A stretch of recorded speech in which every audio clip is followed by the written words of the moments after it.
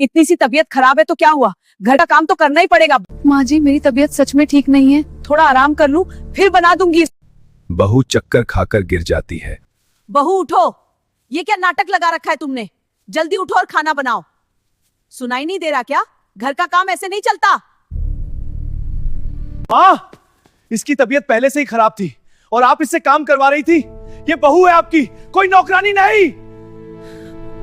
तुम्हें आराम की जरूरत है अभी, अब तुम सिर्फ आराम करो। माँ जी खाना बना रही हैं, वो थक जाएंगी। तुम ध्यान रखो अभी बस। तुम क्यों खाना बना रहे हो बेटा? मैं बना देती हूँ। ये आपको पहले सोचना चाहिए था माँ, वो आपकी नौकरानी नहीं है। बेटी नहीं समझ सकती थी तो कम से कम बहू की तरह तो समझती। अगर उसे खुद को कभी माफ नहीं कर पाता।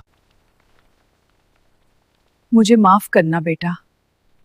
अगर उसे कुछ हो जाता ना तो मैं खुद का गिफ्ट कभी माफ नहीं कर पाता। बहू हो तुम, एक काम करना तुम्हारा फर्ज है। जी माँ। मैं भी कभी बहू थी, फिर मैंने वही गलती क्यों दोहराई है? मुझे माफ कर दो बहू, मैं तुम्हारा दर्द समझ ही नहीं पाया। समझ आया, बहू भी किसी की बेटी होती है।